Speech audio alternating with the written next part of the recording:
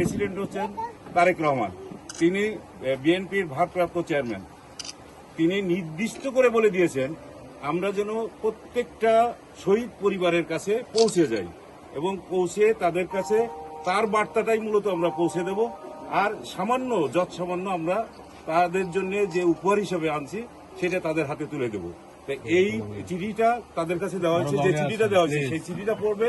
এরপরে আমাদের সাথে আছেন আমাদের এই কেন্দ্রীয় যে জিয়া রহমান ফাউন্ডেশনের পরিচালক শামীমুর রহমান, যিনি বিএনপির গবেষণা বিষয়ক সম্পাদক।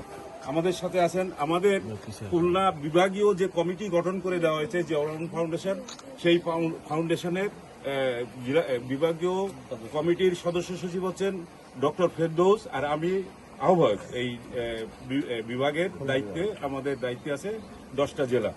এই 10টা জেলায় প্রত্যেক জায়গায় আমাদেরকে যেতে হবে। আজকে আমরা এখান থেকে শুরু করলাম। এখন প্রথমে কি পড়ে নেবে? আগে আমি এই আমাদের ভারপ্রাপ্ত চেয়ারম্যান তারেক রহমানের দেওয়া যে চিঠি, সেই চিঠিটা উনি এখন ওই শহীদ পরিবারের একজন পড়ে আপনাদের শোনাবে। আপনারা সেটা একটু শুনবেন। রকিবুলের বোন পড়ে শোনাবে।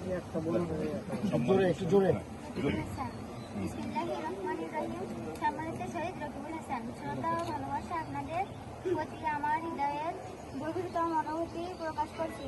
এই পবিত্র রমজানের সময় যখন আমরা সংযম ও দোয়ার মাধ্যমে আল্লাহর রহমত কামনা করি, তখন আমাদের ত্যাগ আমাদের হৃদয়ের গভীরভাবে নেড়া দেয়।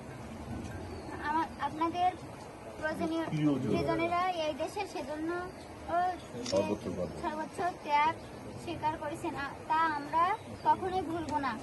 জাতির জন্য তারা যা রেখে গেছেন তা আমাদের সকলের গর্ব, দায়িত্ব এবং অনুপ্রেরণা। এই সামান্য ঈদ উপহার আমাদের ভালোবাসার স্পর্শ, আমাদের শ্রদ্ধার নিদর্শন, আমাদের অঙ্গীকারের প্রতি। আমরা আপনাদের পাশে আছি, ছিলাম, থাকবো। আমরা জানি কোনো কিছুই আপনাদের শূন্যতা পূরণ করতে পারবো না, তবুও চাই আমাদের এই সামান্য প্রচেষ্টা আপনাদের মনে করিয়ে দিক। আপনারা একা নন, সমগ্র জাতি আপনাদের পাশে রয়েছে। আল্লাহ আপনাদের ধৈর্য দান করুক। তিনি যেন আপনাদের প্রিয়জনদের জান্নাতের সর্বোচ্চ স্থান জান্নাতুল ফেরদৌস অসীম করেন। আমাদের শহীদের আত্মত্যাগ চিরস্মরণীয় হয়ে থাকুক। আল্লাহ হাফেজ। আপনাদেরই তারেক রহমান, প্রেসিডেন্ট জিয়া রহমান ফাউন্ডেশন। আমরা তোমাদের ভুলব না।